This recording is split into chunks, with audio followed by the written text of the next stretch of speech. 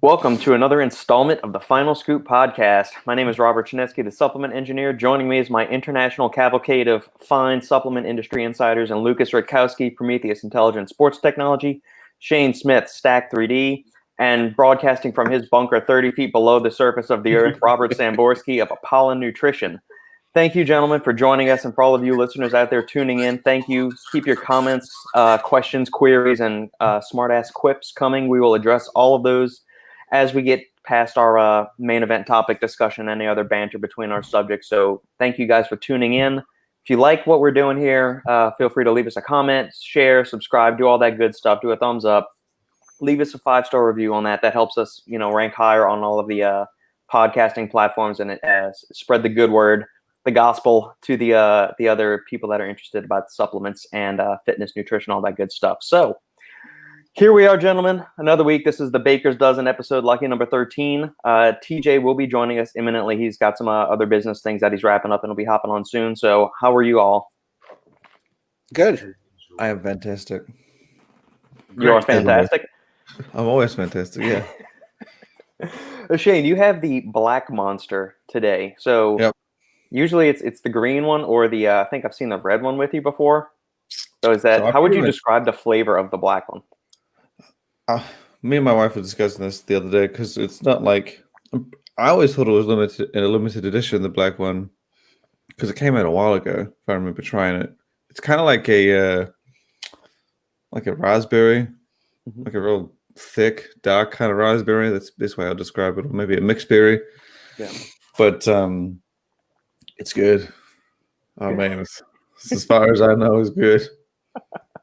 Again, is there any flavor that you just absolutely detest of an energy drink? It doesn't have to be a specific brand, but is there like one flavor that you... Cherry? That's the thing. It's like cherry is just... Come on, man.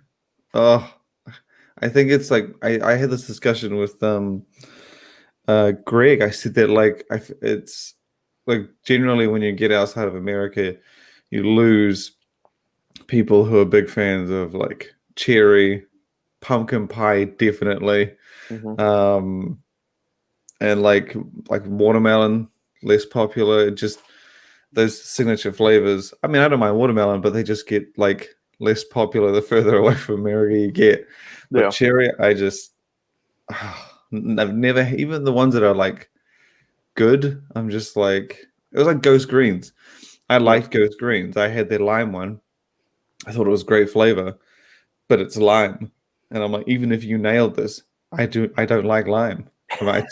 It's just not a fruit I like. Yeah. Right.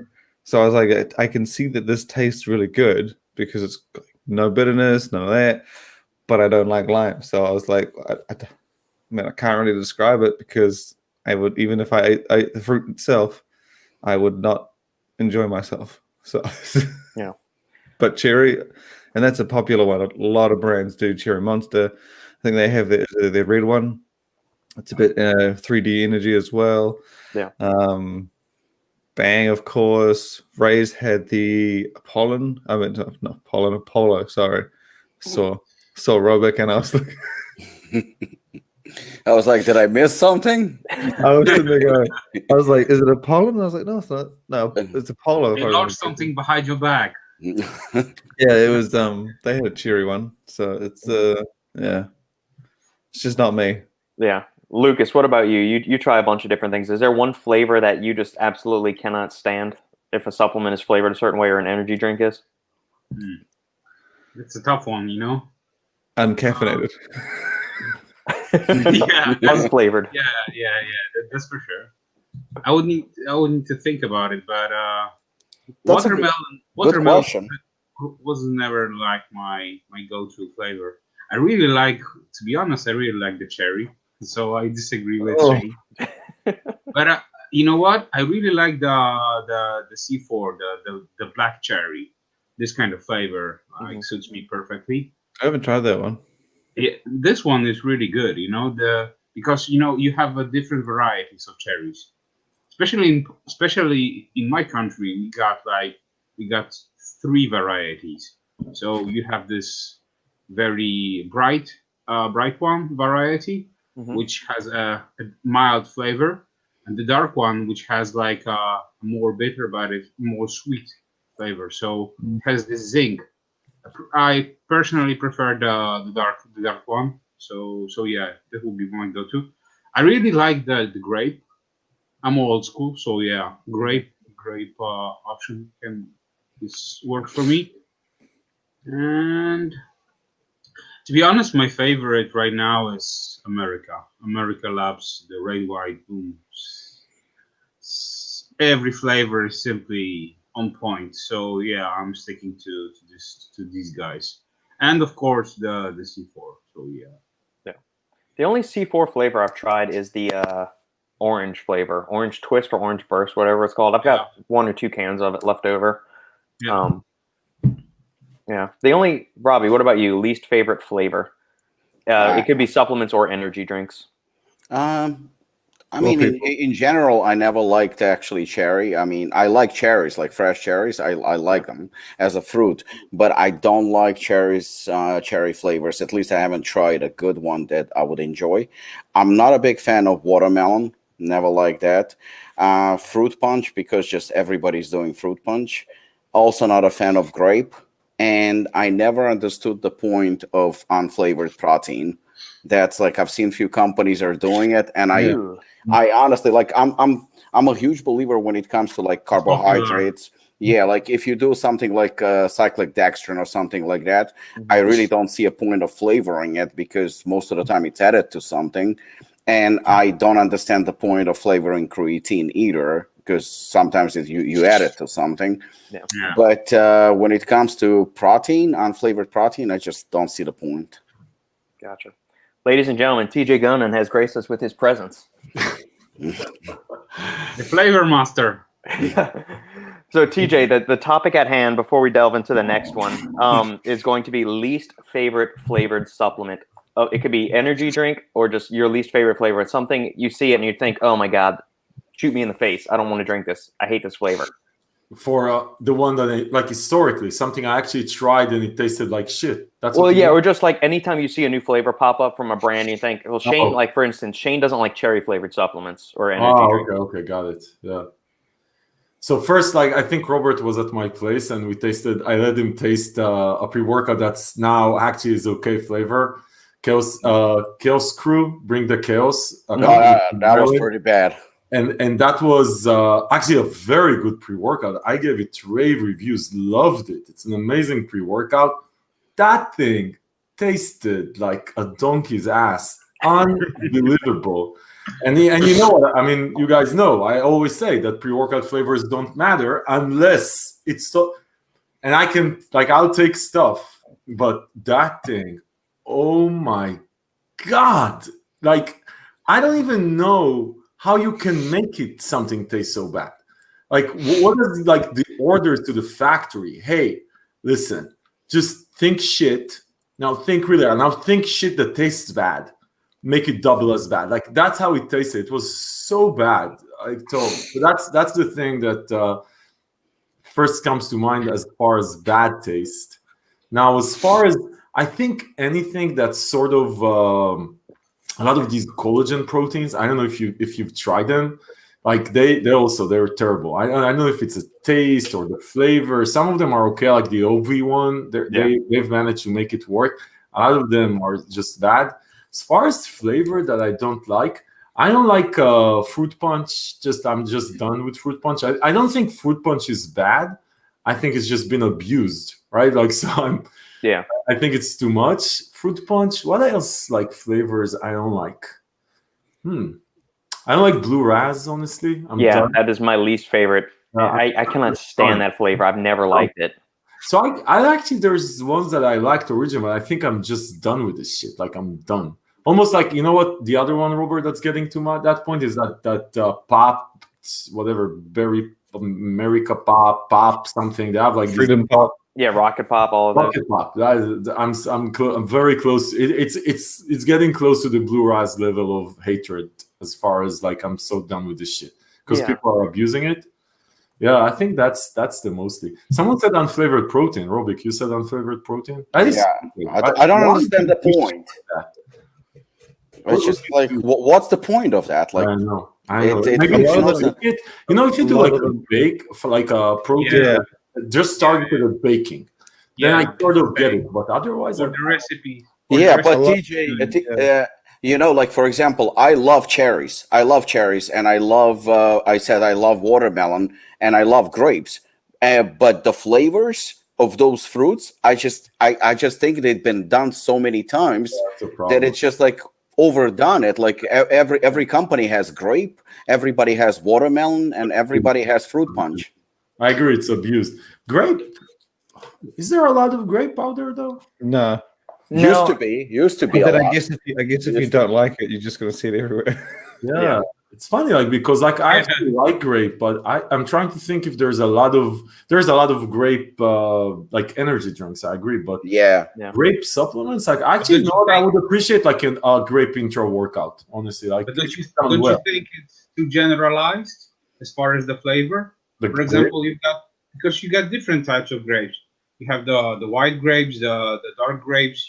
You got different, and they all taste differently. So that's way above my pay grade. I only have like in my catalog, in my head, in my little brain, there's only grape, and it has one taste. I don't know what the white grape tastes like, Lukasz. I don't know what the fuck you're talking about, honestly. But even if you take, for example, Where something. do you find white grapes? Is that like a racist grape? Is that like a KKK grape? What the hell is the white grape?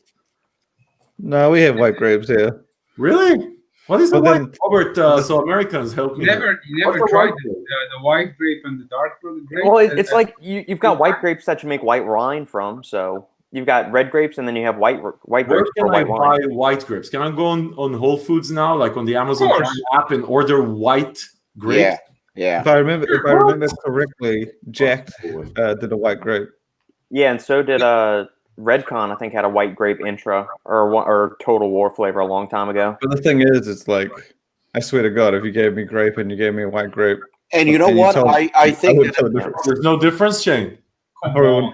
No, like in the supplement, Right. if you gave me a You're basing supplement, it on color. That's the problem, Lukasz. You guys are- here. well, the same situation you had with apples. I mean, for a while there was just green apple and sour apple. Everybody was doing Yeah. either green or sour. Just don't tell me that you don't see the difference between apples. No, I I do, but it was all the same. It was either sour apple or green apple. I didn't see like any other type, or I'm not. not much. saying that the difference in the fruit. I'm just saying that in supplement terms, when you take it, it's just great. It's like when they say, "Oh, try my industry." Yeah, Like that's my point, because you know that the supplement companies are generalized. Just like TJ, he's putting everything into one basket. Just like he sees only grape, but if you could like see, the I difference, don't discriminate that- between that's, grapes. like completely a whole nother level. All the grapes are the same to me. No discrimination. Well, there you go. DJ doesn't- No fade is checking in, Grapes, and all he's the saying freaking all grapes. grapes matter. So there we All go. grapes matter, exactly. This is a bland start to the day. Grape juice. Well, yeah. All right. So my wife, when she was growing up, they would always drink sparkling grape juice at Thanksgiving and Christmas, because obviously you're not going to give kids actual wine or champagne or something like that. So even to this day, we will always buy a bottle of sparkling white grape juice because she loves to drink that for any of like the major holidays. So we drink grape. Robert probably experienced the same, like on Jewish holidays. Jewish holidays. You don't want to give kids wine. You give them grape juice. Yeah, it's Yeah. kid wine. Kid Like, wine. Gilad, he drinks like 100 pounds of this shit. But I never heard about. First, no one sparkled it, and then the second thing is the white one. I'm ordering white grape juice. Have Look you at ever any, heard like, about Instagram story the cotton candy grapes? Candy grapes? What's Candy grapes? Cotton candy. I Cotton like candy. candy actually. I like the. I hate cotton candy. It's also a different variety. There you go. Zandandito doesn't like cotton candy or And banana enjoy flavored it. stuff either. Banana in a pre-workout. Or protein powder. I mean, banana proteins are usually very. I don't like them because they all taste like banana runts, and those are gross. Sandy likes them. I can't stand them. Banana protein. Is there a good one? Actually, that could be interesting. I tried the combination of chocolate and banana, and it was pretty good. Should be The bananas. Bananas Foster one from Nutrex was good, but anything that is like banana milkshake or just like pure banana, I don't like at all. I love I bananas. never had a pure banana. Fuck that. Yeah, exactly. Banana, strawberry. Yeah. No. Classic Yeah. fruits I'm down for. I'm like Shane, chocolate, please.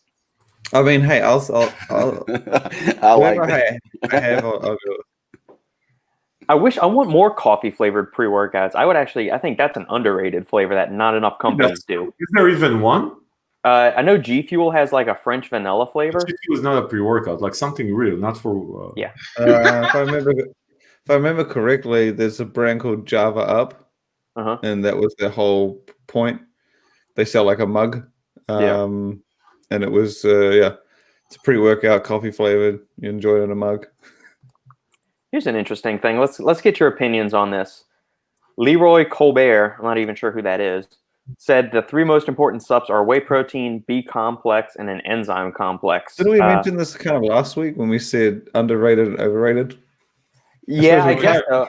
These are interesting. So let's get the panel's thoughts on, are these the 3 most important supplements? No.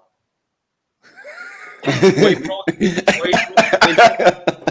Let's start with that. Whey protein. Thank you for tuning in. This is a very detailed podcast. No. What the hell, man? Yeah, invested a lot of thought into that topic, Robert. B complex. I mean, if you're a vegan, I could see the need for a B complex. Supplement engineer, B complex, enzyme complex.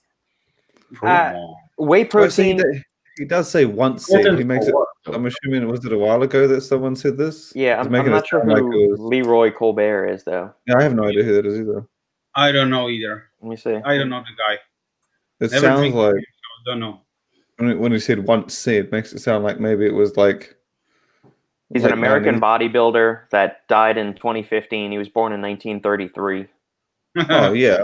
Oh, well, he's probably talking like in the 80s then, isn't he? Yeah, that's completely different. That's when or even like the 60s or 70s. Liver tablets. That was probably all they had available. Yeah, the big one. The big liver tablets, remember? They were important. I remember those bad boys. Like 10 at once. Put it in your throat. Just like it was like I mean, I can agree with whey protein, but yeah, whey protein. I don't know, like if it's the most important, but that's important. Whey protein is like a supplement. Well, I mean, it is a supplement, but I mean, I haven't had a day without it, pretty much. I never categorize it as a supplement. To me, it's like a food. You just. Well, I mean, it is. Put in the top. That's all. Guaranteed, if you asked everybody in the world what a protein powder is, they'd probably say supplement. Yeah. Protein powder is not a supplement. Of course, it's a supplement. I think he's just saying to him, it's like just like beef or chicken. Yeah. Oh, yeah. All right. Yeah, I would say enzyme complex. If the utility of that for the average person, I don't think it's necessary. If you're doing like a high volume, high calorie diet where you're trying to bulk up, I would think that the enzymes may help you digest and process that food, experience maybe a little less stomach distension, bloating, gas, all of that stuff, and help you utilize that higher volume of nutrients to a greater degree. B complex, I'm assuming when Leroy Colbert was, in his heyday, food was not as ubiquitous and affordable and easily accessible as it is today. So going like in the 60s and 70s, beef, chicken, all that stuff was a lot more expensive and less available than it is today. So yeah, protein powder for those guys back then, I could understand that. I think these days, I don't think those are the 3 most important supplements. Protein powder, there's nothing magical to protein powder. It's cheap, it's delicious tasting. Well, if you're using the right companies, we'll put it that way. Cheap, delicious tasting, affordable, high protein, fits in any diet whatsoever. Plus, there's some immune supporting properties that it's got, which are cool. I don't think you could just blanket across like the top 3 most important supplements just because it's going to be very tailored to the individual's needs and what their goals are. The 3 most important to each of us. There you go. I mean, the only thing I think that might supersede that would be creatine because there's benefits across everything like cognitive function, muscle, energy production, all of that other stuff. So I think that could maybe enter the top 3 just like regardless of what your goal is. And I think creatine goes up there. I think you're right, because if you think about it, I mean, the importance of supplements, it's to supplement something that your body doesn't get. I mean, the reality is whey protein is great, but at the same time, you can consume enough protein throughout the day that you might not need whey protein. It's unless you don't have time to eat or you don't, or you're not a big eater or something like that. So is it the most important? I mean, probably not. It's a supplement that you supplement if you need it. So it all depends on your needs. But I agree with you on creatine, because 5 grams of creatine per day, I mean, you would need to eat fucking how many pounds of beef just to get that. That is not possible. So creatine probably would be most likely top 3. In terms of vitamin B complex, again, when Leroy Colbert was competing, actually I remember him like 60s or something like that. He had a very nice physique. There was different, we are so much advanced now with technology and the research and what we know. And pretty much even primary physician will tell you, for most part, that vitamin B complex, and Robert, you can attest to it, it doesn't really absorb in a pill form, and you don't get all the benefits. This is the reason why they have prescription injectable vitamin B complex B12, because that's the only real way of getting the actual B vitamins into your system. So the B complex that we get over the counter in the pharmacy, for most part, doesn't do shit. I mean, and you need probably boatload of it to actually get into your system the amounts that you would benefit from. And I totally agree on the enzymes. Yeah, I'd agree with that. The rabble rouser himself has joined the conversation. Alan at Heroic Muscle. And speaking of which, Eduardo's got to say he saw your interview, Robbie, and your review of the review channels, and you were you dropped some haymakers yesterday. I guess we can leave it at that, and that's hence why you're broadcasting from an underground bunker. Yep. For today's podcast. But the Wi-Fi is working perfectly fine. Yeah, Works better than when he's at his house. The bunker is fully equipped with Wi-Fi. This is the best Wi-Fi I've seen from you. I was preparing for this. Slacking, so no, I mean, honestly, thank you guys. Got a lot of positive feedback. I would actually say that only positive. There was nothing negative, at least that as far as I know. And there was, well, at least not yet. But the thing is that that was very easy. It was just basically, two guys are talking and expressing opinion, and that's it. Not to kind of drag you into this, let me be the only one living in a bunker. But the thing is, it was a personal opinion, but I'm pretty sure, based on the feedback, that it's shared by many, many, many people in the industry. We talked about this, we think about this. I mean, just might as well say it. And, anyone can come up with, I'm a reviewer. I'm going to review products, or, I'm going to be a supplement this or supplement that platform. But what benefit you actually, let's face it, some companies actually work very, very hard to produce quality supplements, and they invest a lot of money and time and resources into it. For some shithead to come and shit on you or disregard you completely just because you don't pay them, that's wrong. And, I think that some channels should be held accountable for what they do, because they cause a lot of damage. And me, and when somebody calls out people or that I care about, or my company or something like that, and openly lies, it just doesn't sit well with me. So if you can review me, or you can discuss me openly, or talk shit behind my back, well, here it is. And you know what? None of those that I spoke negatively about came forward and said anything. And, I get text messages nonstop. Did they reply? Did they comment? Did they reply? Did they say anything? Nobody said anything. If they don't say anything, that's cool. If they do say something, I mean, since this was a video, it wasn't, shit talking behind anyone's back. I'm more than welcome, to a debate or a dialogue face to face, or, we can do a podcast. But let's face it, nobody's going to do it. It's easier to make fun of TJ that he doesn't work out, or review brothers that they cause harm to the industry and they're useless and they speak funny. That's much easier to do, in some groups that nobody's watching. I decided, by the way, that I'm actually going to start looking buff, and I'll take the fact that my face will look like a pizza after it. I'll just go for it. I'm going for the buff pizza face look.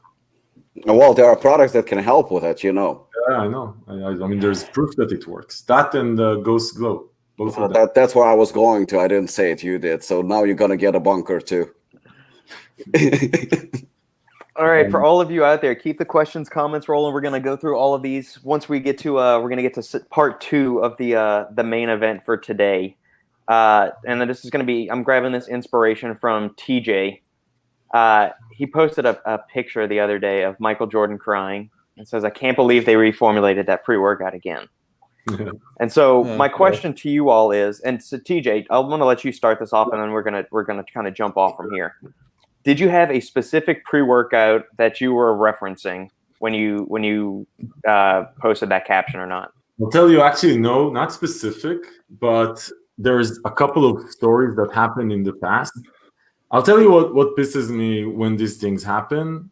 It's not that the pre-workout went away, because I mean shit happens, right? Like you had like Robert had a DMA pre-workout, decided to not deal with this stuff anymore and take the risk, did a pre-workout, said it's a new version.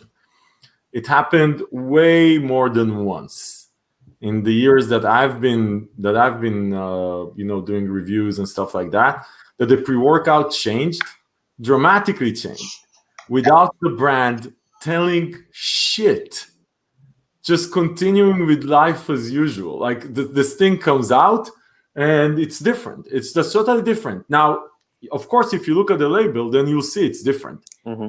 But as far as branding, messaging, calling it a V2, next generation, to even saying, coming out with a press release on the site, news, hey, we just relaunched this pre-workout, with so many of these come out just like that. I can, like, without even spending more than 2 seconds, I can come up with 5 names in the last 6 months that totally changed the formula, and they didn't say shit. And that pisses me off, like, because I think a lot of the time you built a brand if you built a brand historically and on something, on a product, and people liked it, and now you had good by the way, and sometimes people come to me and they say, hey, but you reviewed Berserk from Black Magic Supply, and you really liked it. I tried it. It doesn't feel anything like. So I go to the label. It's a different label. Right, it's not the product I reviewed, and it happens. Olympus Labs at the time did the same shit with not Olympus Labs, Sparta Nutrition. They had Kraken with DMHA. Suddenly, a day after there was Kraken, it looked exactly the fucking same. The label, everything. Mm-hmm. It had nothing. It had, like, I don't know what it had, dick juice. Like it had no stimulants, no nothing. But they didn't say anything. Like they didn't say shit about it, and that's customer fraud. Right? That I don't like. But I mean, if you reformulate, because I think if you reformulate because you're trying not to be compliant, that's fine. It's a business choice. That's fine. If you reformulate and you fucked up a pre-workout, that happens also, not because of a business choice, just because you decide to do a new formula and your next generation formula just sucks. That happens also. But I think the fact that people don't say that they did, that pisses me off. And it happens so often. TJ, but would you agree that the ones that don't say anything when the formula changes, it's not that they upgrade, they downgrade. They remove something that they were known for. Like the Berserk thing that I mentioned, they had DMHA, they removed it. Kraken, ProSubs did that too. ProSubs did it the same thing. There's a bunch of these. They remove usually the reformulation most of the time doesn't come to upgrade. It comes to just Redcon 1 Total War, right? Even though they said that they reformulated. Since then, they reformulated like 3 times more. Right. But the first time when they removed the MHA, they said it's a new version of Total War. That's fine. It's a new version. You like it, you don't like it, whatever. But I think that a lot of them, they remove the DM something or some other thing. And the customer goes, buys it. And it looks it kills me. Like there is nothing that would show that something changed. TJ, but for example, and I'm playing right now completely devil's advocate because I hate those brands when they do that. But I'm playing devil's advocate right now. So a consumer buys a product that he thinks that is good, that you reviewed, and now he buys a product that is of a lesser quality. Yeah. I mean, number one, that you have to agree that makes you look bad because the consumer is not aware of it. Now, if I'm that company who's doing that, do you think, in your opinion, if I would call you, for example, and say, TJ, you know what? You reviewed that product. I'm trying to save some money. So I actually cut a little bit from the supplement facts, from the ingredients. Can you review that product and actually, do adjust it? It's not as bad. It's not a bad product. It's just it's less effective, so to speak. Do you think that would cause benefit? Because let's face it, when the consumer finds out that they just got scammed, they won't buy your product again. Yeah, I think that what's the right way to do it is take Iron Brothers, right? That's the right way to do it. They had a DMHA product. By the way, the good old days where you could sell a DMHA product on Amazon. Yep. So they had a DMHA product on Amazon, and it had a lot of good reviews, and they had a lot of traction. But then Amazon said, "Fuck DMHA, you have to remove it." They removed it. They launched a new version. It was Iron Brothers. The first one, I can't remember what it was called. Second one was just called pre-workout. Yeah, Relentless, I think is what it was. Relentless, maybe? No, yeah. Relentless is the current one. Well, they had Relentless V2. No, Ruthless. Ruthless is the newest one, yeah. Right. Anyway, long story short, they sent the new one for review, right? And just said, hey, check it out. As is. It doesn't have DMHA. It's compliant. It's going to hit different. And I think that's the right way to do it. Now, did it hit exact? Actually, that one felt very much the same to a large extent of the second version. It's a good product. That one also because hardening and whatever. But anyway, I think that's the right way. So I think you're right. If they come, like Spartan Nutrition was the worst really. And I think I did a review at the time on the reformulation because it was so subtle. Like nothing happened. The only way to know is like if we would look at the label. And then I think that is the worst because you come out, you don't say anything. Obviously, you don't want to say that the formula changed because everybody loves the formula. I get Robert, to your point, I get the business, like I get the temptation. You have something good going. And reformulation is the scariest thing in this thing once people like what you do on a pre-workout. Like people are totally shit scared over reformulation. Definitely if you took out something that people consider. Yeah. So, but I mean, this is like one of these things in life. As a brand owner, do you decide to, like you have this angel and Satan, the devil on your shoulders, and one says, dude, don't tell anyone. They'll just continue to buy until someone figures out. The other one say, hey, you're fucking people over. But it does backfire at the end. It does. I think it does at the end. But I mean, a lot of them just continue. I don't know how many people know that Berserk got, like it was so undercover and it got totally reformulated. I think a lot of people still Google Berserk review. 99% of the reviews are on the original version. I don't think people know. I don't know how many people know it was. I think how Robert just said, it backfires eventually. I don't think it does. I don't think it ever does. Unfortunately, you can shout from the rooftops. I don't think it ever backfires. I mean, yeah, sadly, I mean, it's a big enough industry, right? So I think that's the biggest thing that even Robert, like on your review of the reviews, I think that's the biggest thing. Marketing is okay, making money is okay, business is okay. This is an industry of over-promises, that is okay. There's stuff that you cross the line. It's literally fraud. You're doing something in order to deceive people. So, but my dad always told me that karma is a bitch. By the way, he got fucked also, so obviously did something wrong. So but he did, by the way. So karma to be a bitch also for him. But there's karma is a bitch. At some point, I don't know if it will come back as business, but I don't know what will happen. So what lengths do brands need to go to educate the consumer? What would I guess make things kosher with you as far as the brand saying here's a reformulated product? Do they need to rename the product? Do they need to put a they just slap a 2.0 on it? Yeah, do they need to put a label on it or have like a massive advertising campaign saying, hey, we reformulated this campaign. You just need a number. Add a number on the end. And it's funny because some companies would probably be like 8 right now, but they've just kept it as the original. But I reckon put a number on the end. Because there was a company, I can't remember the name, and they did it, honestly, they did like a 2.5. Or I actually think someone did like a 3.1. And like they added these numbers. They made it clear. When you went to buy it, it was sold as blah, blah, blah, 3.1 or 4, 5, 6. They made it very clear, like Robert. So I think what Robert does is it comes out and says it out loud. which is fine, like the Iron Brothers did. I think even I agree with you, Shane, 100%. The easiest thing is V2, V3, V4, V5. Even if it's not on the tub, put it on the site. Put it on the site, new version, 2020 version, or just make noise about it. That's what I'm saying. Like, hey, come out, say, hey, we just, like Redcon 1 Total War, they didn't change shit.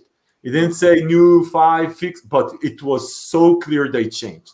They came out and said, hey, it's a new formula. We took out the DMHA. And I talked with Aaron Zingerman at the time on an interview, like he said it. Hey, we're changing. I'm taking out DM, whatever. I wanted everything to be clean. So fine. Make noise. But I'm telling you, like these guys, they're the other way around. They're hiding it. They're making everything look exactly the same, so nothing will look different. On their site, it doesn't say new version. It doesn't say original. It just says that's fucked up. I think typically the DMHA stuff, like the amp citrate, DMHA, DMAA. It was pretty much always that era, those times. It'd be pretty much DMAA minus DMAA, amp citrate minus amp citrate, DMHA. And then like as you went to the DMHA though, it got a little bit better. Like people were, we got a little smarter and replaced it with area and a few other things. But like back in DMAA, it was a very, like people didn't say shit. Like everyone didn't say shit. Yeah. I think also today, it's funny. It happens also on less what you would consider extreme ingredients. I see people, they remove, like, because they want to be able to be sold international or to be sold on Amazon. Amazon is super stringent. And then they remove hordenine, they remove whatever Amazon now decides to take out of their huge amount of list of shit that you can put, or international. Like I saw that thing on the chat with the Australia thing. So they start removing things and there's a lot. I mean, there's shades. Obviously, if you remove whatever, you change the amount of citrulline, screw it. But your pre-workout, we're changing. So that's why Jordan was crying anyway, Robert, like on that post. Yeah. Spinning things another way, we'll riff on the same idea, but do a little bit different. Has there ever been a pre-workout that you can remember where you tried one version and the reformulation was superior to the old version?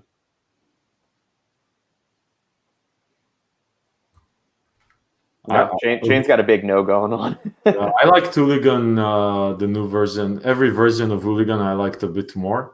None of them was revolutionary versus the first one that I tried, and I didn't try the original. I tried version 4. Wait, what are we talking about? Because like for me, a reformulation isn't really the same as a sequel.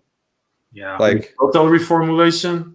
Like I think what Robert is getting, but the thing is that sometimes, like you said, Shane, they will take out the illegal stuff or the banned stuff, but that's different. What TJ is actually, I think it got a little bit mixed up. What TJ is saying is not necessarily removing DMHA or DMA. He's talking about he's talking about reformulation where companies don't give you a warning and don't give you any heads up, and they just like basically basically removing certain ingredients to make the product cheaper. But more compliant usually. Right? You're talking about compliance. So, like, I know for a fact that we removed when we had to remove DMA, that we didn't have Assassin for a while because I honestly thought that there is no point, and we kind of like worked around it to make sure that it's as hard hitting, but without DMA, and it took us a while to do it. So that was taking out something that is a banned substance, just like Sigerman said that he doesn't want to have anything that is banned, and I respect that. So we work around that. With Hooligan, it's slightly different. With Hooligan, every time the only banned substance that we had was actually that's a fair thing. I'm trying to think if someone took something out, and I think that's what Robert said. Someone took something important out because he had to, whatever, and it actually felt better after that. Yeah, it's different. But like for example, the only thing that we had that was banned in Hooligan was picatropin. So picatropin was in our very first version, and we had to take it out because it was banned. Other than that, from second or third version of Hooligan, we were just making small improvements, adding more. So it was so obviously, I came out and I was proud of it, and I knew that the product can only get better. But, speaking of some other companies, and like I said, to me personally, ProSups kind of is the closest example, because we used to carry it at the gym. Before I had Apollon Nutrition, way before, and Hyde or Jekyll and Hyde, they were extremely popular pre-workouts, very, very popular. And I don't know how long they were on the market before they reformulated, but they exploded. They were so hot. I mean, it was like one of the hottest new companies. They were selling shitload of product, and people started complaining to me at the gym. I didn't know anything about this because, I wasn't familiar that much with the industry. I was running the gym. I knew ingredients, but I never thought that somebody would do it. And I had people coming up to me and complaining, you know what, this product is not as good as it used to be. I used to argue and I used to defend ProSups. I was like, what the fuck are you talking about? Same product, same top, same flavor, same everything. It's exactly the same. It's in your head. Like, get off the fucking stems, because it was pretty strong product. You probably, no, everything feels different. It's not as good of a product, blah, blah, blah, blah. Finally, I kind of like, by a chance, I looked at the supplement facts, and they definitely removed some of the stuff. I mean, I don't remember because that was like 6, 7, 8 years ago, but they removed some of the stuff and the product was clearly cheaper. I mean, that was the only thing. It didn't take a genius to figure out, like, hold on a second, this scoop was like fucking 10 grams and this one is like 6. And it wasn't anything illegal or anything like that, because they were actually one of the, I think they had picotropin in theirs, if I remember correctly. They had picotropin at one time too. Yeah. But they basically made a cheaper product. Now they were big. Now they were selling a lot. So it was clean. It was an obvious marketing move. Let's save some money and maximize profits. And when it happens, I'm not against it. I mean, I am. But at the same time, as long as you're vocal about it, because guess what? Our sales, so it did backfire, because the sales, we had to remove the product from selling it at the gym, because people would come and get it by the scoop. Energy drinks were not big back then. So people would order them by the scoop.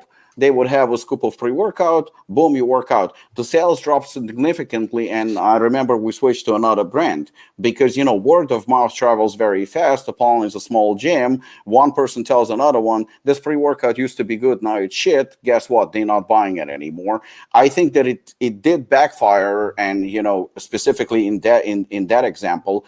And I think, like, if somebody comes with a better version, like Hooligan 5 is better than Hooligan 4, obviously, I'm going to go bragging, so to speak, about the product. Like, look, we made it better. Look, we put more stuff in it. Like, look, it's more advanced and stuff like that. And people like it. But at the same time, I think that if we are selling a pre-workout, say, for example, any given pre-workout on average is like $40 or something like that. We're selling a pre-workout, and we decided to go and cut some corners a little bit, but we went and we actually admitted it, like, this version is lighter or something like that. I'm not saying specifically, but just admitting it.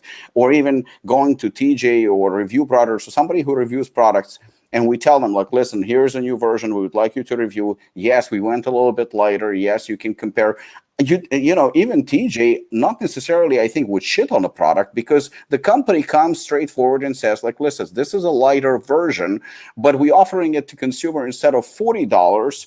We're going to charge them $34.95 or something, or even the same price. I think, like, a lot of the time, if you try to go compliant, it's not about price.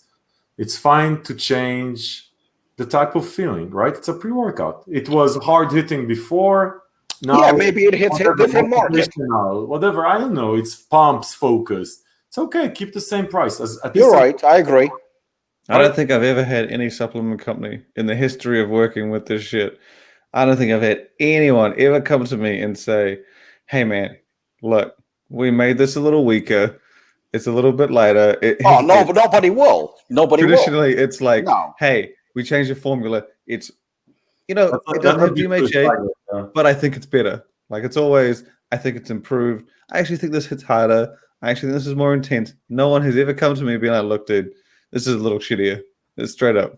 That's never the case. It's look the other way around. Look at Caged, right? They came with a new pre-workout. It's obviously not as strong as the original one or stuff like that. But they promoted it as a game changer. Exactly. That's my point, I mean, and that's what made us laugh and fucking destroy them. I mean, if they didn't say it's stronger, they didn't say anything like that, but they called it a game changer So it's pretty much looks like it's equally as good as the previous one, or maybe even better. So I think the only one that I actually like who's done is Cellucor, but that's because they have that, like, they even say it on their site, like, look, C4 Sports, our like mainstream beginner weaker version, C4 Extreme, and then you'll be like, hey, if you think this isn't strong enough, we got another one. They make it very clear, but when you only have one pre-workout, you don't have the ability to be like, look, this is the weak version, this is the strong I totally version. respect that. So it's no one ever comes to me. No. It will ever say that. It's the opposite. My new thing is shit. Do you like? What's Okay. that? I was saying my new thing is shit. Do you like it? Yeah. No one comes. Yeah. They always do the other way around. We've reformulated, and I actually think it's way better. I agree. I never tried the previous version of Hooligan, but this shit's solid. There's a beast. I personally don't like to compare pre-workouts, like different versions, to every other, because I think that every other edition has this new experience. So at the same time, I don't like to look at it from this standpoint, because if you would like to have to compare for example, every version of Hooligan, that would be crazy in my opinion. It's just insane, because every version has this different experience, this different feeling. Plus, it also is based on different ingredients, so that's the one thing. And when it comes to like the compliance of the products, yeah, for sure, especially in my market, we are highly regulated, so every brand that is coming from US nowadays needs to be very particular and strict as far as the formulas and everything. So yeah, guys, from my standpoint, it's totally different. I don't know how the situation goes with US. You already saw my post as far as the Australia, the shit show, what is going on out there. So Yeah. that is intense down there. But as far as Europe, we are also very strict, and even not only the ingredients, the formulas, but also the look of the labels. There are particular regulations that must be permitted before the products get on the shelves. So yeah, it's really difficult, so. Lukasz, what do you mean label? What are they looking in the label? On Claims, some, isn't it? you don't. Yeah, claims, exactly. Yeah. Oh, okay. You can't say some shit like this There are gonna words you can't blow your use, fucking basically. mind by 50-100% or something, or Yeah. like build your muscles by 20,000%. Those kind of things, I remember Cytec. It was like a few years ago. Cytec had to they made a big deal about it. They had to change every single product label and the name. That's why they got formulated. That's why there was this big, I would say, rebrand or something. And also they had to change the labels, which They cost basically them. changed their names from like really descriptive things like Yes, I don't know, exactly. hardcore to like just energy. Yeah, exactly. It was really weird names to me, but then like I think they changed their water loss product to like WX, like just random, just like so it wasn't descriptive. Yeah, because also in their country they also need to have they need to have the regulations in bay as well. So not only. I mean, they're also available all across Europe as well, so they have to sort of stay in line. For example, if Cytec is selling products to Poland, they need to have acceptance from my regulatory office, and as far as their country, they also need to have approval by their own local authorities. So that's a shit show, but yeah, that's how it works here. Shane, are the laws in New Zealand similar to Australia? Typically, they follow, but I haven't bought shit from this country for as long as I can remember. So, it sucked ass. I know that the whole thing is very strict. Are proprietary blends allowed, or everything has to be listed? So like, I mean, you could pretty much the rules are the same or similar. It just comes to way you label them in like different dosages. Like I think even New Zealand has things that are different to Australia in terms of ingredients. Like there's a limit on zinc per serving, there's a limit on B12. If I remember correctly, it's 50 micrograms. You can't have your hembine, obviously. You can't have GABA, melatonin, L-DOPA, I think wasn't allowed, DMAE. There's a long list. It's like, when I found out all these ingredients, this is just fucking stupid. Like, I get it. Like, have your rules, but like some of this shit is just straight out dumb. But yeah, I mean, the trick with a lot of them was with the dosages was just I think I mentioned this in the chat, is you just halve it. Product, instead of being 30 servings, now 120 servings. And then, and then they say, oh no, it's a quarter of the dose, but everyone's like, as soon as you look at the label, you're like, what the fuck? What supplement has 120 servings? You go on the internet and you're like, oh sweet, so I'm actually meant to take this. So it doesn't really matter anyway. I remember there are also the differences between the labels. You need to have they are differently categorized.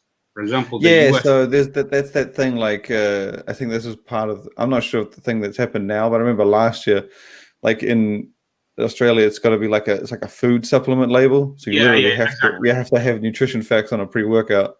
So it has to be kind of laid out like a protein powder, like 0 calories, 0 carbs, 0 protein, and then it's like active ingredients. So it looks, but then the thing is a lot of the supplements that were coming in were like, fuck that, and just going whatever, especially American stuff. So like, and you can still sell it. And I think that the idea was like, no, you guys are going to need to follow the rules. But then that's why they do powders, is because powders are classed as food stuff. Capsules are classed as something else. So typically, if you bought capsules into Australia, you would need to get like a sort of a registration number and all this jazz and shit. So people are like, screw that, let's just make a powder. And then everybody started doing it. That was like back in 2012. And there was just a surge of fat burning powders and test boosting powders. So I mean, it was the way to go to get into Australia. But New Zealand, as far as I know, I don't know if they had their rule. I mean, I've never really saw it. But the best part is, if you're a consumer, just buy online. Shit comes straight. Yeah. Screw the rules. Just buy it from somewhere else. Buy it from another country. And there are no importing like. I mean, if you bring in like, if you bring in like your hemby, yeah, it's a good chance it's going to get, burned. But at least if you bring it in, they go through and they'll take the one. They won't burn the whole box. So obviously, like some things you have to be like, okay, but like some of the rules you don't even know, like DMAE. I had a product and they're like, oh, I was like, what the fuck? You won't know this until you bring it in. And the worst part is you could be bringing it in for years, and then they won't even like take it from you, and they're like, yeah, it was banned this whole time. So I mean, it's a shitty time, but America is still the better market. Oh yeah, man. All right, let's field some of the comments from these guys. Pre-workouts from Chapillo Stelco. We got pre-workouts. He says he often tries a product for the first time, feels the effects, goes nuts, but after that it doesn't feel the same way the next day. Why is that? So what are your opinions on that? And then how often do you guys experience tolerance with pre-workouts? Will the same product, if you take it back-to-back days, do you get the same effects, or is it more product specific? Lukasz, you are the pre-workout enthusiast here. We'll let you lead off. First question from me is, do you take it every day? That's the first part. I think he's just saying, let's just say he has it on the first day, it hits like a freight train, and then he has it the day after and it doesn't. But it can be the effectiveness of the pre-workout can be, impacted by several things. What did you eat? How did you sleep? What was your lifestyle? And so on. So it's like it changes dramatically with every day. So in my opinion, it's like it's hard to say, For some people, I personally don't take like, hooligan or like heavy hitters like every damn day. It's like it doesn't make any sense. Stop after 5 days.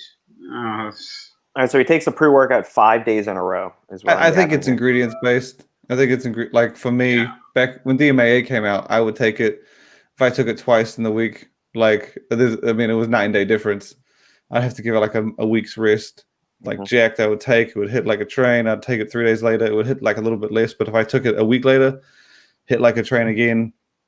But then I think now that these days, because I'm so used to pre-workouts, if I tried like hooligan, if I had not taken any pre-workouts and like this guy was saying, took 5 days off after every pre-workout, I can imagine that no matter what the pre-workout, the first time I take it, it's going to hit. And then if I take it the second day, the third day, but like, I feel like if you were going to take it every, like, let's say 5 days out of the week, you probably won't notice the drop off.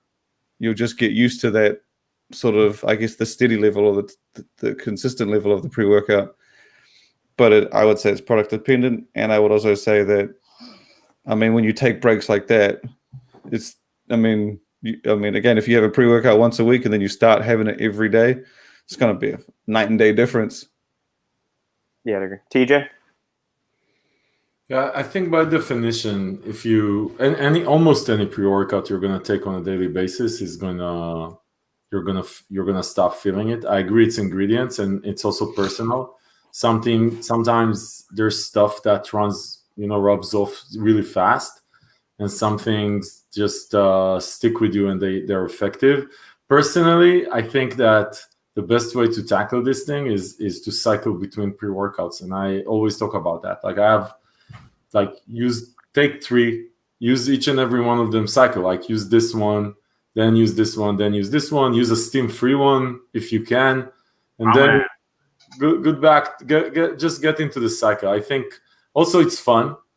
It's the same cost, doesn't matter, right? You cycle between 3, so. And I would say if you take it, definitely, like if you're taking a high steam one, then take a high steam one for 1 day, take a lower steam but effective one for 1 day, try to take a steam-free one plus beta-alanine if you want to cycle off it. Then obviously don't take it on your days off.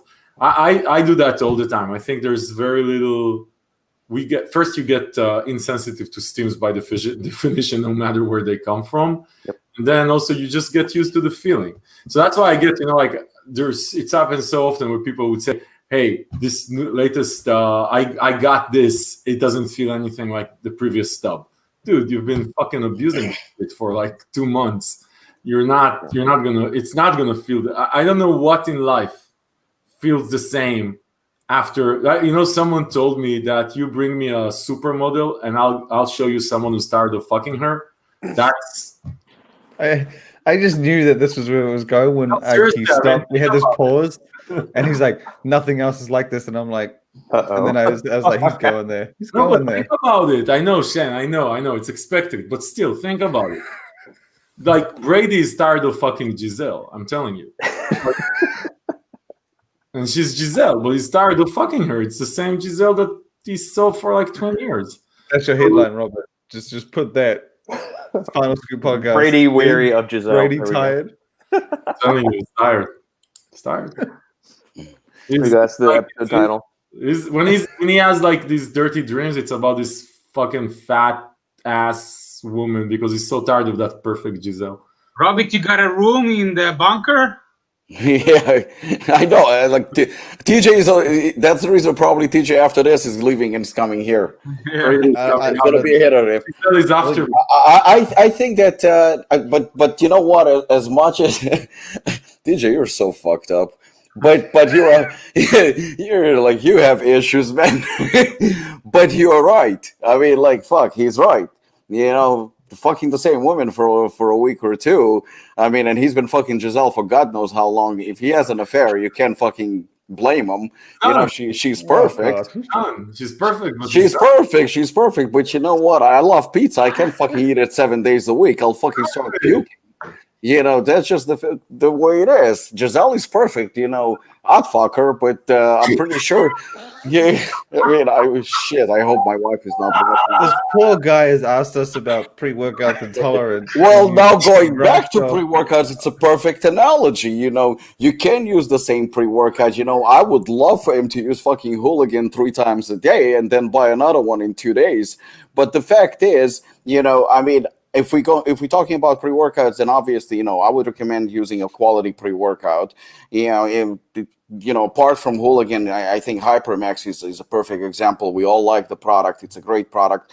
It hits just right. But at the end of the day, you can't fucking use the same pre-workout over and over and over again. You're not going to get the same benefits. It's not possible. But just like, you don't train your fucking biceps, triceps with the same intensity you're training legs, and back. So, everything has stages, and depends how you feel, how you, like Lukasz said, like what you eat that day, how many hours you slept that day. A lot of things come into effect. But using the same pre-workout, like energy drinks, we talked about this. I can fucking drink probably 10 cans a day. It just doesn't do shit for me because I drink them like Coca-Cola. I just enjoy the taste. So probably cycling and coming off the pre-workouts and maybe using one that is strong for your certain lift, like leg day, then maybe you can use Hooligan. But on the other day, you can use something else that maybe you don't need as much energy or focus or whatever. Or maybe the specific day, you don't need a pre-workout at all, which is cool too. Yeah. I do think it's interesting that guy said he had it once and then 5 days later he had it and it wasn't hitting as hard. I think maybe just get used to the medium or the average. Maybe it's the placebo effect. Maybe it's a placebo effect where he thinks it's going to hit hard and he's so excited. Everybody's talking about this. This is what actually comes back to what Lukasz said. I'm guessing sometimes you're just in a good place. Listen, I said it in one of my reviews. That's why I can't believe, honestly, when people review so many pre-workouts, I don't know when they are able to do it. I run a pre-workout for a week. So I don't know how you do that in a day. Last night, you got this amazing blowjob. You had this great sleep. You wake up in the morning, boom, that pre-workout is fire. You're happy. You just won the lottery, whatever. Life is beautiful. Experience is great. You slept well, blowjob, everything is beautiful. So you had a great experience. Then the next day, no blowjob. Second day, no blowjob. Yeah, the pre-workout sucks. It's not a pre-workout. It's a blowjob. So what I'm saying is everything always comes back to sex with TJ. No, because of the lack of, like I said. No, lack of, yeah. No, but think about it. If you used something once and it stopped working, this is not tolerance. You just had a great day. You had a great day. It was perfect. Everything was perfect. I do get the great day analogy, but life is beautiful. I can understand that guy's confusion though, because sometimes, like I said, there are other outside effectors, but they don't affect my workout that much. They may affect it a little bit. Oh man! On, man. For me, so just that we're set, Shane. 90% of my workout is state of mind. Way more than a pre-workout. Or if I'm I don't know. You're New Zealanders, you're fucking happy all the time, you're on drugs. For us, maybe that's the thing where we have, riots and hurricanes and fires and shit like that. The world is coming to an end here. You should come here for a second change. Anyway, for us, I wake up stressed. I fought with my wife or something. Dude, I'll have a shitty workout. What does that even mean? How can you be at the same mood? Yeah, I think I had this discussion with my wife the other day, is that even if I have an argument, even if shit is raining fire outside, right, when I walk into the gym, you're done. My phone's airplane mode. I'm fucking zoned out. I'm but that's how I've always trained. So for me, all the power to you. Most people are not like you. Let's say who asked the question, Robert? Can you bring him up and ask him just if he actually had a blowjob at the night before? Hey, answer TJ's question. Mr. Stelko, can you please add to the comment? Can you find any relationship between how good the workout is with a pre-workout and the availability of oral sex? Don't do that. He's a bad representation of the scoop, guys. Calm down. I think we need to fund an 8-week study on this. We're not It'll be a encouraging. Exactly. double-blind, randomized control trial. Yeah. Double blind, going Instead of fetish saying- here. Instead of saying Double blind. have controlled. Yeah, we'll get everything. have the pre-workout 15 minutes before your workout, but also make sure that the night before you know it went down. I'm telling you. Robic needs to add that to his label for hardcore users. For advanced use. Make sure you have a blowjob before use. Prep the night before. There we go. There's a connection. Well, that's it. Boom. And I think we're just going to change the name of this podcast There to you Off go. the Rails. We got it. Done He and got dusted. way more than he was asking for with that question. Yeah, I guess so. He was sitting there just being like, I'm just gonna ask. You didn't have to pay for it at all. Is IGF-1 used in sports supplements? Not supposed to be.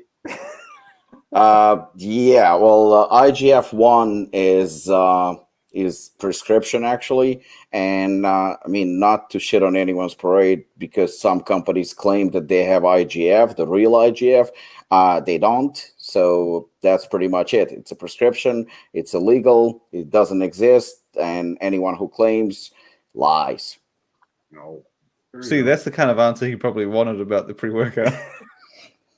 No, wait a second. We didn't get to TG yet. Somehow it's going to turn into a blowjob. That poor dude.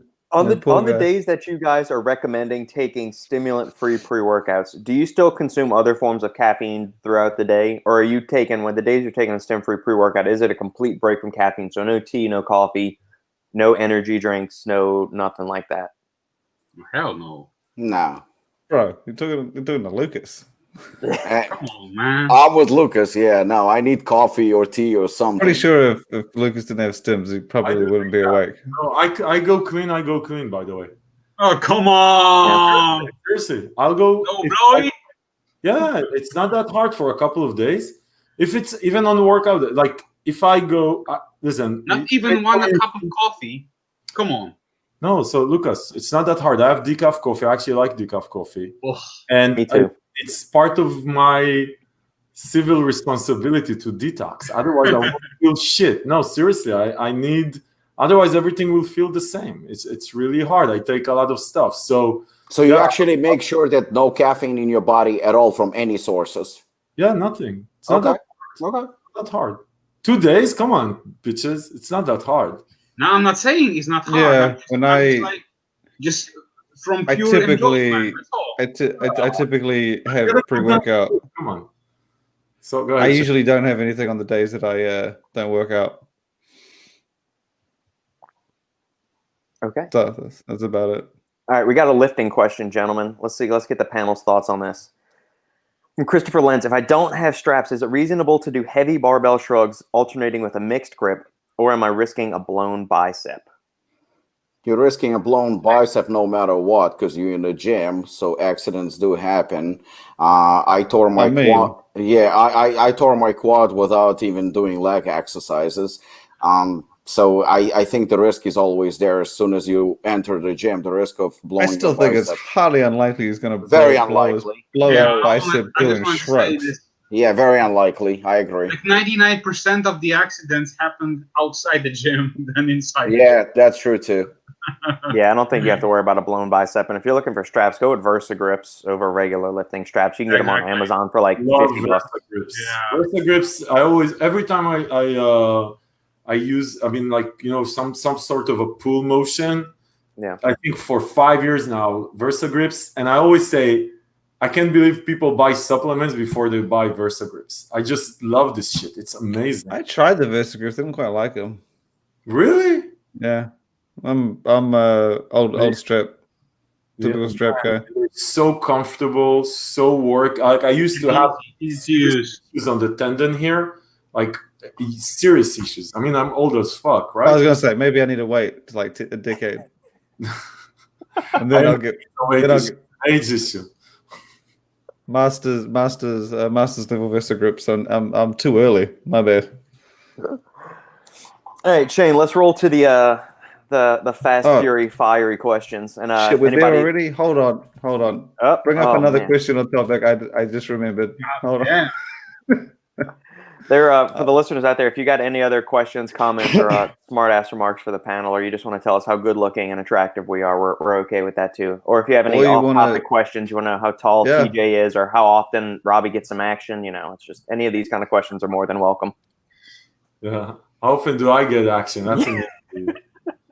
It's really easy. Well, we'll come up with an algorithm for it or an empirical formula. Take the number of years you've been married, multiply by the number of children you have, divide by 4,682, and there's your frequency of intercourse. I actually think there's a formula there, and it gets really bad with the years. Fact. Also, by the way, you need to add to the formula. By the way, Robert, I have another thing. Just when you're working on that formula, you need to add to the formula of let's say, can you drink or smoke something that so if you reduce alcohol from that equation, then you really go to zero, like literally nothing. Like if you reduce alcohol, so married for a long time, whatever, kids, blah blah blah, zero alcohol. Man. Dicey proposition there. Man. Lukasz, you said on our chat there was a Zubroka. What are the 3 flavors of Zubroka that are brewing? Oh, pretty cool. Black cherry, fruit punch, and grape. Right, white grape. White grape. Sorry, white grape, cherry, and blue raz. There's apple, but it's it's a look at that. This question is like, man, he's in the right place. I'll tell you that. Branch. Maybe we can answer this question. What is up with him? And try not to talk about blowjobs. How did you get Branch to sign, Robbie? Was there a was something involved? Were certain services involved in the acquisition? Well, yeah, TJ and I discussed. We went. TJ and I discussed blowjobs and Giselle, and that's how we got to signing Branch. Right, there you go. That's the formula to success. Upside. Branch Warren is doing good, I suppose. I mean, TJ tried his wicked cuts and praised them, and he said that they're very, very good. I think he's doing well. He signed a contract with Apollon Nutrition. He's retired from bodybuilding, and that's pretty much it. Oh, and he's still with Gasp. He did a pretty good interview with Hani Rambach recently. Yeah, it was very good. He talked very nicely about Apollon, so that's pretty cool. Okay, so I got my 4 stories. I think it was kind of a quiet week. So, I mean, not quiet, but I'm going to kick off. I'm going to actually start with Robic. I think this is an interesting one. So, actually, you're familiar with GCode? Yes. They're the owner, yeah. Yeah. Right, Robert. They're in Jersey? Yeah, they in New Jersey. Yeah, I think the guy's from PA. But he's from Jersey. He used to work for Universal for Animal. They've been around for a while? No, maybe 2 years, if I'm not mistaken. Really? Fresh? Okay. Yeah. Okay. So these guys done. I don't know if you follow them too closely, but they do this really. I think it's cool. Really interesting approach to launches. So when I've seen a couple of brands do it, but no one to this extent. So GCode, when they launch products, they don't tell you what it is. And they sell out every time. So they let their fans pre-order. They call it like a trust thing. When they first did it was for a flavor, but they didn't tell you it was a flavor. Could have been a flavor, could have been a supplement, could have been anything. They just said, $40, pre-order now. We'll tell you what it is next week kind of thing. And so this past week they did the same thing. Brand new product. It was a capsule formula. Didn't tell you what it was. Turned out to be a sleep aid. It was... what's your thoughts on that approach? Like, I think it's strange but unique at the same time. As a fan, I don't know if I'd pull the trigger on something without knowing exactly what it is. What do you think about that one? Like, it does prove. I think you actually answered my question and answered your own question too. Like I said, I've met the owner a few times. I wouldn't call us friends or anything like that, but we have mutual respect, and seems like a nice guy. In terms of formulas, from what I've seen, they more for an average consumer. I mean, I definitely, well, put it this way, definitely not Apollon's competition. And, me and him even talked about it. Putting that aside, from a marketing perspective, I'm a type of person that, and I'm a marketing graduate. So from a marketing perspective, I believe in things like, like TJ likes to say, story. There is no story here, but what is here is something different, something new. And let's face it, something different, something new is, I'm going to use again TJ's analogies, like the fat chick versus Giselle. It's something new, not attractive, but new. So we always tend to go, I'm being serious, for fuck's sakes. Oh my God. But I think you can use a TJ analogy and be serious. Yeah, true. The thing is, it's like if it's something new, then it's great. I think that something new definitely triggers interest, definitely, but at the same time, I can't say that I agree with it. Personally, it's not for me. I think that somebody who is a diehard, and I don't believe that happens, there are no diehard fans, or at least not a lot of them when it comes to a certain brand, because people jump from one brand to another one nonstop. So the brand loyalty has to be fucking through the roof for me to no matter what GCode releases or no matter what Apollon releases, take my money, I'm buying it from you because I know that it's definitely gonna be good for me. It's definitely gonna suit me. It's definitely gonna be something that I need. I just don't think that it exists. So I think that it draws attention. I think it's a clever marketing trick because, I mean, look at us. We're talking about it. So obviously, it sparked our interest, at least to discuss it. Would I do it or do I agree with it? I don't think that it does anything, to be honest. I don't think that other than breaking news, no disrespect whatsoever, by the way, because I have respect for GCode and the owner. Nice guy. But at the same time, does it bring the value or increase the sales or anything like that? I would believe that not. I would definitely not fall for it. I don't think any one of us would fall for it as a consumer.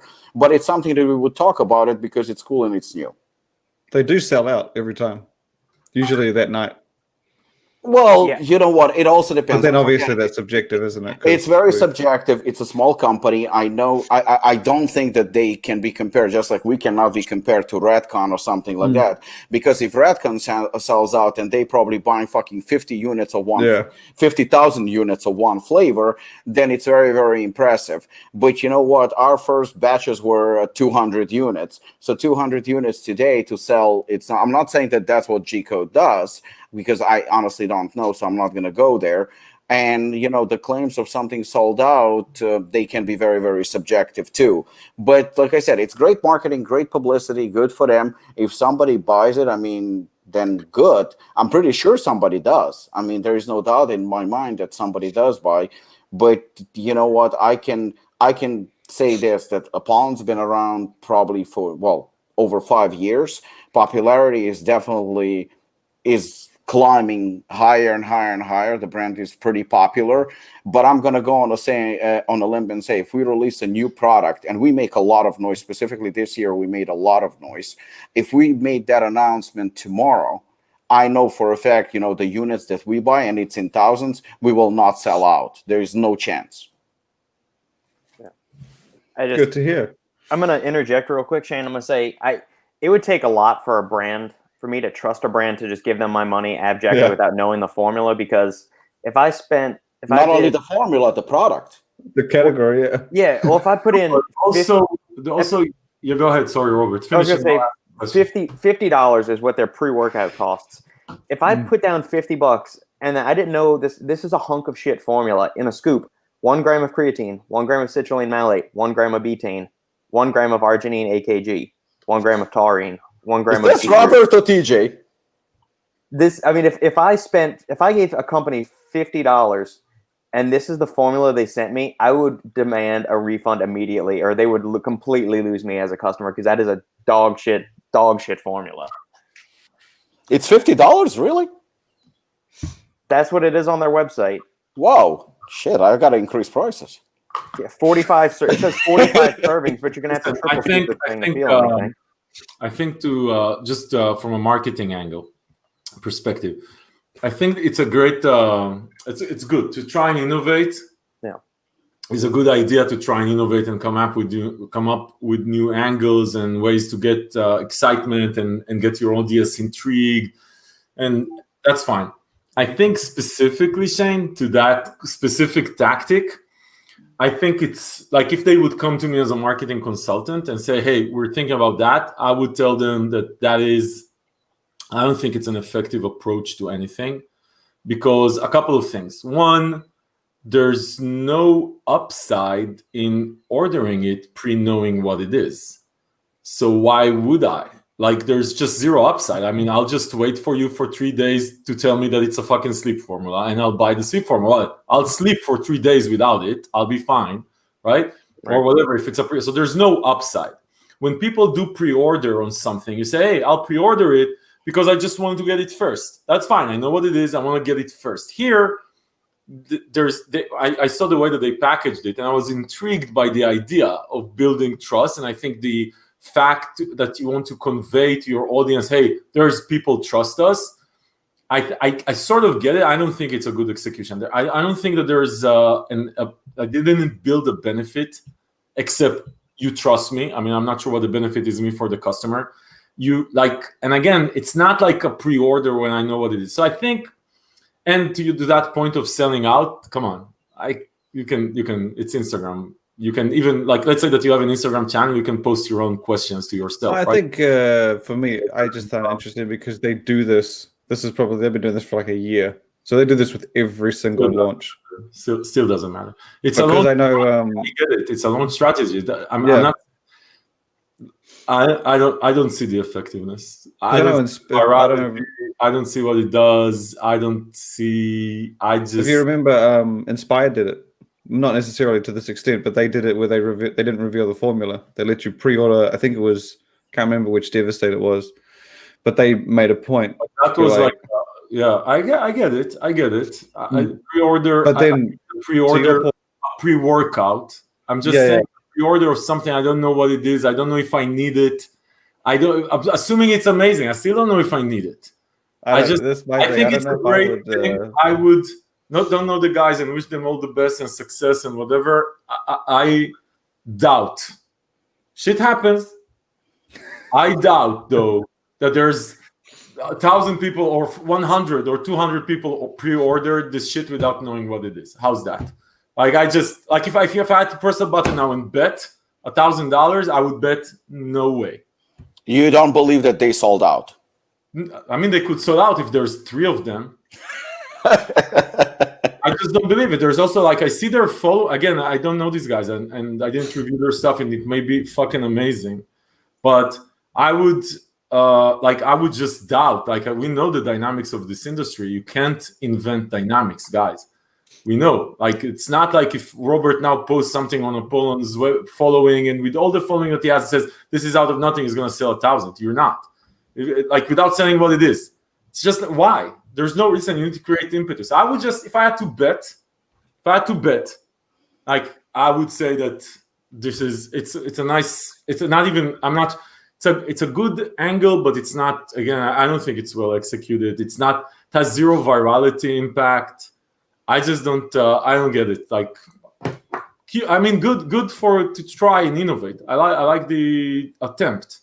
I just don't buy it. I don't buy it. Well, like, that was a fucking launch a multivitamin for $50. And I don't need a fucking multivitamin. I mean, I just don't understand the mindset here. I trust you for what? I trust you in what? I just don't get it. Anyway, just marketing wise, I don't. You know, we'll stay on TJ for the next one. I don't really have to. You know what? I'll do this. Are you a big fan of pump supplements? I mean, I use them. No, I'm not a huge fan. I like steam free. So pump plus whatever. Oh yeah. Sorry. So I mean, I don't know if you caught it, but Granite announced its pump pre-workout. this is going to be actually. This is probably we'll just tie this in with Robert. So basically, we got 2 new pump pre-workouts this week. Granite announced its one. They didn't really reveal the name. They kind of shared the formula though. I don't know if you saw it. You got 6 grams of pure citrulline, taurine, vasodrive, vitamin C, grapeseed, and 2 grams of arginine nitrate. They didn't reveal the dosages of every single thing, hence why I needed it for the citrulline and the arginine. But yeah, so it's a pretty well-rounded pump product. I'm always a big fan of anything with nitrates in it. And the other one I was going to get both TJ and Robert to comment on was Man Sports one, which is kind of a different approach. And I've used it a few times. I like it. It's also the pills one, right? Yeah, it's also a nitrate. It's got pine bark. It's also got arachidonic acid in it at 1 gram. And the nitrate in the VasoJet is actually the new amaranthus, 15% nitrates with 2 grams. So yeah, I think it's 2 different approaches, but it's yeah. What's your take on the formulas? Again, both. I mean, listen, both purely. The Granite one is not innovative or anything else. It looks okay. It's fairly straightforward. Yeah, it looks straightforward. There's like 1 billion of them. I actually saw the formula for the pre-workout that they sell on Amazon. It looks like shit, to be honest. I know, I didn't try it, so maybe labels are just. I think they reformulated. The one that's on Amazon right now looks like it's like a sleek formula. But which maybe, one? Maybe the Granite one. I'll show you. I'll send you the link. Because they got 2. I can't remember. One's the one that looks like a sleep formula. Oh, okay. I don't know. It just I'll type of Granite. I mean, sleep pre-workout. I actually like the new like the Steel Supplements one that I reviewed. Actually, like I think pumps in pills, like the pump add-on in pills. I sort of actually dig the category. I don't know if someone can nail it or not. But if you can nail it, I like the category because I don't think that a lot of the times people add it to a pre-workout. So I think it's actually easier to add 2 pills than another powder in a lot of cases. So I've never been a fan of capsule. One. I've never been a fan of capsule pumps, to be honest. Because I mean, a lot of them because it's capsules, they go down to the more concentrated. Yeah, right. You're not getting 6 grams of citrulline pills. 6 grams of citrulline malate with capsules, right? Yeah. So, I mean, but then I will say Man Sports one, I always find with nitrate products, the pumps just get the blood flowing very quickly. So that's and I think these guys did it well. And try it. Need to try it. It's pretty good. How about the science man?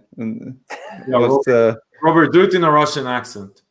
I wish I could. I'm Polish. I'm close enough to Russia, but I mean, it would not be pretty. I don't have much practice doing Russian accents. From the science side, the arachidonic acid. I'll start with the Man Supplements one. The arachidonic acid is cool because it's a pro-inflammatory compound, so it's going to enhance the inflammation. That's going to be so. Inflammation usually gets shit on because in that context, it's usually chronic systemic inflammation. The low-grade inflammation, which always is associated with all of the chronic lifestyle diseases, diabetes, metabolic syndrome, obesity, all that shit. But acute inflammation, like you'd get from a hard training session, is beneficial. So arachidonic acid is going to potentiate that to a certain effect, which is why you want to take it in the peri-workout window. Not a lot of companies use it because it's an expensive ingredient and hard to source, from what I gather. The 200 grams of pine bark, 200 milligrams of pine bark is nice. The natru nitrate, is that Kramer's company still? I guess I'm assuming so, since it's NO3T. Yeah, I believe it says. It is. It's the amaranthus. It's new. Yeah, it's 2 grams of total product, and it's only 15% nitrate, which that's less than sodium nitrate or arginine nitrate or betaine nitrate. So, and Granite has 2 grams of arginine nitrate in it. I think believe it's because it's a natural. It's kind of like the beetroot. It's kind of like a natural occurring nitrate. I think that's the. So I've never had the citrulline nitrate, the arginine nitrate, the betaine nitrate, the sodium nitrate. Mm-hmm. I kind of noticed the same speed in like intensity of pumps, regardless of which nitrate I go to. So long as it's like, and he doesn't really like. Whenever they got nitrates, it's never a shitty dose. Right. But I mean, I know there's a big percentage difference with like creatine nitrate. There's all those different ones. But the natural ones, I mean, like this one, I was surprised. I was surprised at how good it was, considering, like I said, I'm not a fan of pump capsules. Yeah. They've never worked for me. And I think there's a bunch of other polyphenols in there, especially if they're using a plant extract. That's why we use things like Vaso 6 or grapeseed extract, or even here the pine bark extract. All those little polyphenols, potentiate the effects. So if you've got the nitrate component that's actually stimulating and increasing nitrate levels in the blood, plus you've got all these other little polyphenols that are naturally occurring in the extract, those are going to be stimulating. It's going to be increasing the bioavailability of nitric oxide. It could be also stimulating enos and preventing some of its degradation, sustaining the effect. So you could have it, the what's the expression? The sum is greater than the whole is greater than the sum of its parts, kind of thing. So I know the saying. Yeah, using the whole extract, I think, is better than using the single isolated ingredient. Yeah. So I like that. And as far as Granite, I mean, I like John Meadows just as a person. I've gotten to meet him in person. I've had him on the podcast several times, and him and I have spoken just offline on a bunch of other things as far as formula, ingredients, and lifestyle stuff. So I mean, anytime he releases something, he's a quality human being. I like him a lot. Like TJ said, the GX pre-workout, it does kind of look like a sleep aid because it's 200 grams of caffeine, 200 milligrams of caffeine, and 200 of theanine. Now they do have the higher stim pre-workout, which that's probably what I would go for. But if we're gonna just analyze this one, I like it. It is, I guess, more mainstream because you got 6 grams of citrulline, you got taurine, you got vasodrive AP, vitamin C, grapeseed extract, and 2 grams of nitrates. So I mean, he's hitting from every pathway possible. He's got the cell volumization from the taurine, so that's going to be taking the place of something like a glycerol. You got citrulline for going for the citrulline arginine nitric oxide pathway. You've got the nitrates for the nitrite nitric oxide pathway. You got vasodrive AP for inhibiting ACE, which it's going to promote more wide open blood flow. Vitamin C is an antioxidant, which between 250 to 500 milligrams of vitamin C has been shown to increase nitric oxide production and bioavailability. And the last thing is the grapeseed, which is going to have all those fun polyphenols that is going to be stimulating enos and increasing the bioavailability of nitric oxide. So, I mean, they're hitting from every avenue that you would want a pump formula to hit from. They're accomplishing that with that formula, and nothing is overly redundant. So they're not stacking 8 grams of citrulline on top of nitrosogene on top of something else that's just hammering that same pathway. It's we've got a very well-rounded, comprehensive formula. I'll be interested to try that one. Yeah, I am too. I'm always a big fan of pump stuff, and yep. I mean, as me and TJ were saying, I feel like it looks like something I've seen before, like kind of straightforward, but then those things can and always sometimes knock it out of the park. But the last story I have is for Lukasz, of course, with the guys at Morphogen Nutrition, who basically, I mean, there were a couple of companies that came out with like roadmaps earlier over the past few months, but it was really Morphogen who just like dropped a bomb, and it said, hey, we're doing 15 products this year, and fucking listed them off. And over the past few months, I think he's dropped maybe 4 of those or so, somewhere in the realm, along with flavors. And then yesterday, the other 2 days ago, he basically added to that list another 12 entirely new supplements that I believe are coming. I'm pretty sure he's not going to squeeze these in before the end of the year, but he's added a shitload more to the list. He hasn't gone into too much detail. There's there's the basic ones in the mix. He's got single standalone products with Pico 2, Vaso 6, like a standalone iron. He's got Morphe Vita. There's 2 multivitamins, one for men and one for women. There are a couple other supplements, the joint formula, Morpho Joint, Cognigen, Morpho Biome, electrolyte product, and Myogen. So you kind of just drop those all out there. So, I mean, I'm kind of loving what I'm seeing from Morphogen, like just the complexity that they do with the supplements and the uniqueness of them. They're not hitting the main categories. They're doing all these other ones, kind of just giving something for everyone. how have you liked Morphogen for 2020? Just I guess the expansion, the growth, the diversity, and everything. It's funny because this week I received a parcel with my order from Inside Subs. I picked up I picked up 4 products of Morphogen, so it's gonna be fun. I picked up some Morphocom, their greens formula, their nootropic formula. I just wanted to test the waters out because I never had a chance. Plus, they were not distributed here in Europe, so it's cool that right now Danny is taking part of it and distributing the stuff. So that's pretty cool. You know what? I just like Robert is a fan of John. I'm a huge fan of Ben and what he's trying to do. I remember your interview with him and how he was explaining everything. And I also remember the interview that Robert made with Ben. And he's like a freaking knowledgeable person. He knows what he's trying to do and what he's trying to achieve. He doesn't cut corners, which I love. And he basically, he loads the products to the brim. So basically, he knows what he wants. He aims for the specific crowd. He's not aiming for people, that are like just a regular gym goers. He's aiming for the dedicated crowd, for the people that can appreciate the products. And for me, me, man.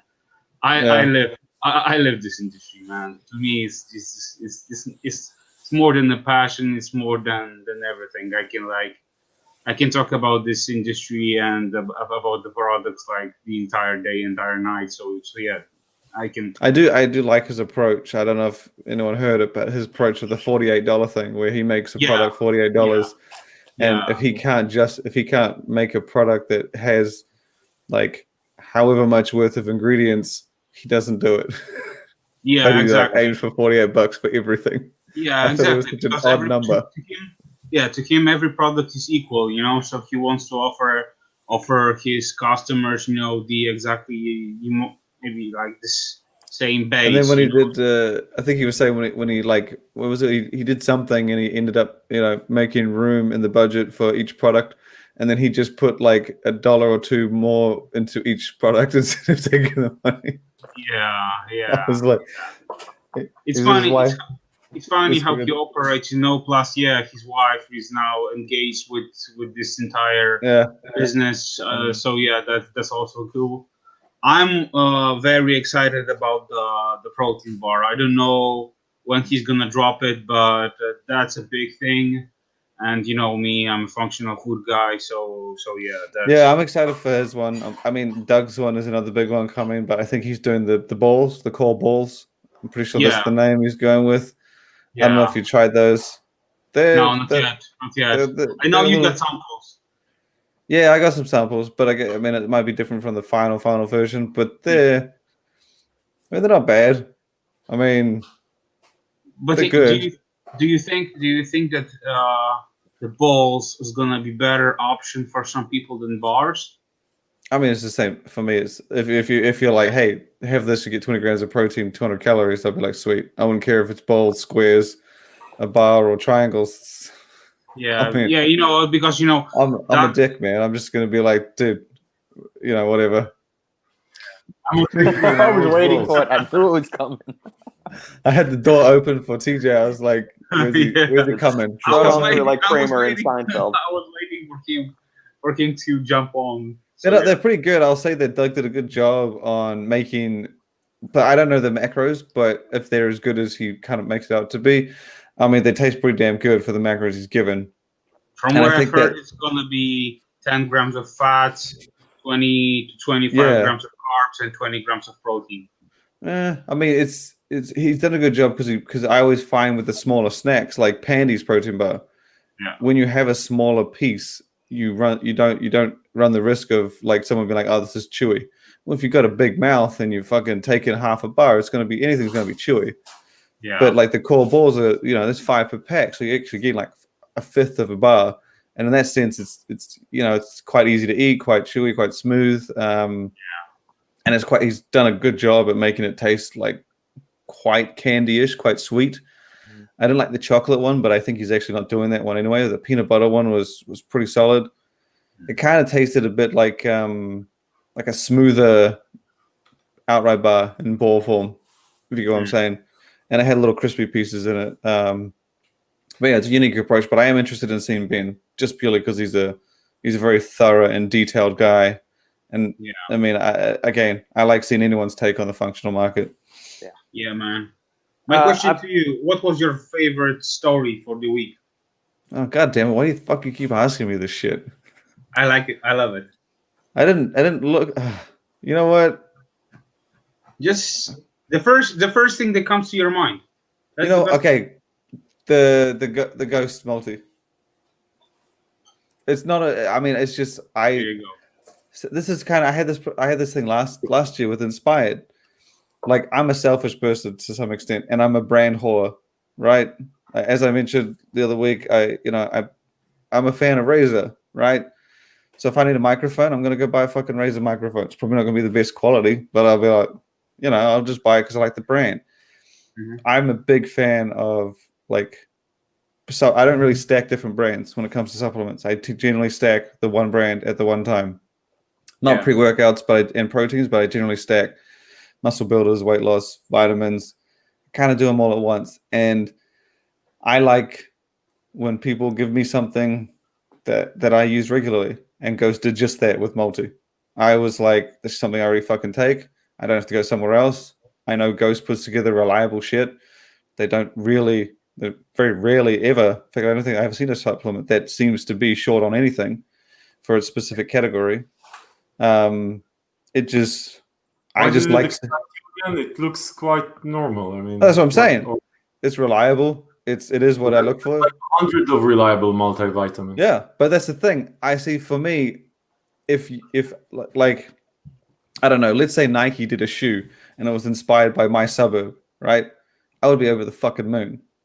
But that's because it's a suburb that I was brought up in. They're never going to do it. But if they did, I would be through the fucking roof and you'd see me buying it in a heartbeat. Ghost is a brand that I like. I stack a lot of their supplements together. So if they give me something I want and I use, I'd be like, fuck yeah, this is cool. Because now I don't have to go somewhere else. It gives me even more reason to stack their shit.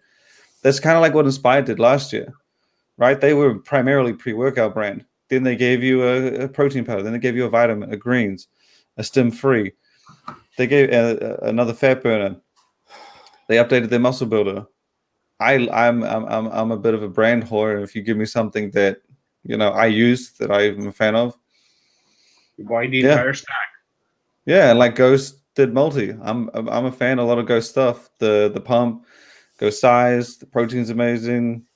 And so when they gave me this, even though Multi is like one of the most bland categories you can do, like shit, I can guarantee you if they gave me hey, do you want to add this to your cart with your pump? I'm like, fuck yeah, I do. Don't forget about the glow. It's a small thing, but it means a lot to someone like me who, if I had to name 3 supplements that I take year round, Multi is one of them. Yeah. Did they tell you anything about the price on it, Shane? $35. But see, well, with I think 35 and 20% off, so what? That's $7 off. Yeah, so 28. I mean, I would have liked to see it lower, but I wouldn't be surprised because if you remember when they did their Omega back in the day, like way back, they did their Ghost Omega, which was kind of a little bit higher than your Optimum Omega. It was a slightly different formula, a little more premium, but they also did a 3 bundle where like you could buy 2 get 1 free, and they had that available like year round. Mm-hmm. So I'm fingers crossed they do something like this because this is probably their first real essential style supplement like that you would take year round. So I have fingers crossed they'll do like something like that where it's just buy 3, get 1 free type thing. But yeah. Okay. All right. Okay. Yeah. Alan, I do my best to try and keep it as simple as possible. Sometimes I can't help that, but if I try to make it as simple as possible. You're not even trying to keep it simple. Okay. Sure I am. Last thing. Thoughts on bucked up pre-workout. Why is it so expensive? Why is it so expensive? Because people will buy it. Yeah, and Right, so- deer antler velvet is dog shit. Deer Antler Velvet is scam, and it's $50 because people will pay for it. And they've done an amazing job in convincing people to pay $50 for in a good day, $30 regular pre-workout. That's the only reason. Yeah. So that's the only thing. It's okay. There's way better formulas at this price, or even 20% less or 30% less. Yeah, exactly. Are we done here, by the way? Because I'm hungry and I have a call at 4 p.m. Yes, sir. Yes, Grandpa. We are good. You can go relieve your bladder, get something to eat, and I have a call, actually. I have a flight to eat and I have a call. Yeah. All right. Well, then, yeah, thank you, gentlemen, for joining us, for listeners out there tuning in for the live feed. Thank you. If you like the video, like, comment, share, subscribe, tune in, leave us a review on iTunes and all that good stuff. And we will see you again for another installment of The Final Scoop. Bye, people. Thank you. Bye, guys. Thank you.